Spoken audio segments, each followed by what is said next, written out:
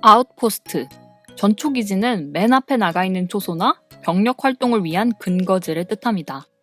아군에겐 가장 빠르게 정보와 정황을 전달할 눈이 되지만 적에게는 가장 노출이 심한 표적지일지도 모릅니다. 영화 아웃포스트는 2009년 10월 3일 발생한 함대시 전투를 기반으로 한 영화입니다. 이 전투가 아프간전 중 가장 치열했다는 사실은 살아있는 명예훈장 수훈자가 2명 있다는 점이 이를 증명하겠죠. 이 영화를 봤을 때 처음으로 놀랐던 점은 실화를 기반으로 한다는 점이었습니다. 그중 영화의 배경 설정이 되는 키팅 전초기지의 위치에 관한 점이죠. 높은 고지가 아닌 분지형 지역에 자리 잡은 전초기지. 이 기지가 어떠한 전략적인 요소를 가진지는 일반인인 저는 잘 모르겠지만 이 설정은 영화의 서스펜스를 만들어내는 가장 큰 요소 중 하나입니다. 흔히 서스펜스는 정보량의 격차에서 발생한다고 하는데 나는 적을 쉽게 볼 수 없고 적은 나를 쉽게 볼 수 있다는 점은 저절로 정보량의 격차가 발생하기 때문이죠. 영화는 시종일관 언제든 내가 공격당할 수 있다는 점을 이용합니다. 초반부터 적극적으로 교전을 보여주죠. 그리고 그에 관한 리액션도 흔히 있어왔던 일처럼 보입니다. 여기서 적에 대한 표현도 재미있습니다. 영화의 초중반 단계까지는 적, 즉 탈레반의 모습이 보이지 않습니다. 그저 빗발치는 총알을 보여주죠. 이러한 점은 크리스토퍼 놀란 감독의 덩케르크와 비슷한 연출입니다. 악역과 같은 캐릭터의 느낌보단 자연재해에 가까운 표현이죠. 언제 어디서든 예상하지 못할 때 찾아오는 존재. 소나기처럼 잠시 내리다 그칠지도 아니면 폭풍마냥 모든 걸 휩쓸지도 모르죠. 좋은 선택이었습니다. 전반적으로 흐르고 있는 긴장감을 잘 유지하더군요. 이 영화의 이어지는 매력은 서사의 진행 방식에 있습니다.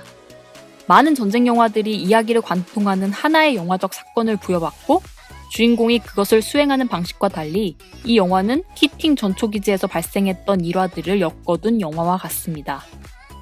라이언 일병 구하기와 블랙호크 다운과는 조금은 다른 진행이죠. 실제로도 영화는 챕터로 나뉘어 있고 총격전뿐 아니라 수송, 정찰, 지역사회 교류와 같은 다양한 상황을 관객에게 제공합니다.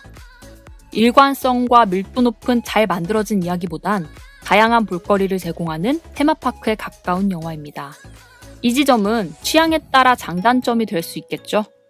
누군가에겐 액션만 반복되는 지루한 영화가 될지도, 누군가에겐 다양한 간접 체험을 제공하는 재미있는 영화로 기억될 것입니다.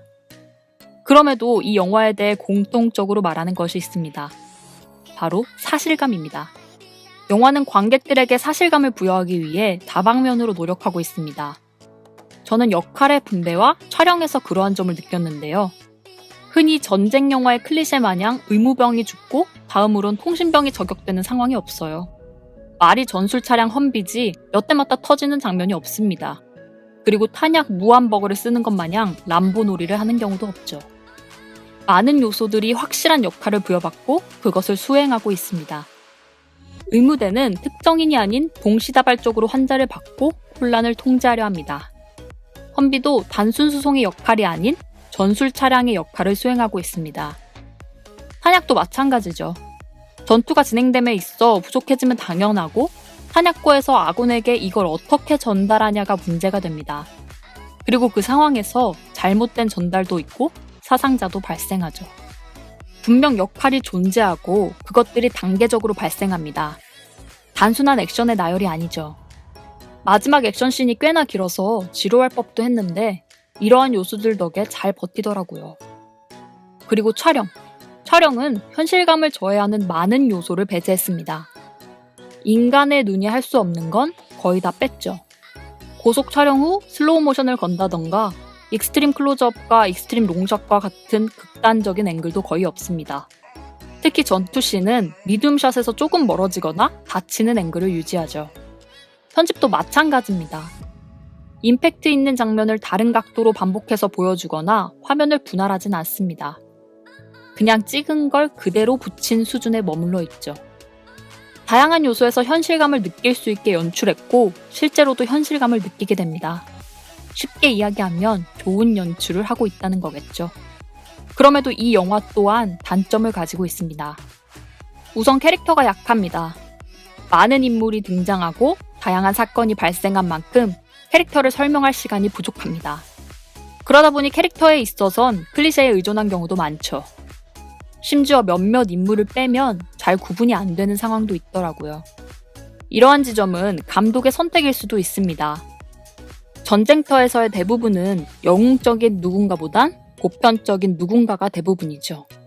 그게 오히려 사실에 가까울 겁니다. 하지만 영화 캐릭터로서의 매력은 부족하다고 생각되네요. 캐릭터 무비를 좋아하시는 분에겐 큰 약점이 될 것입니다.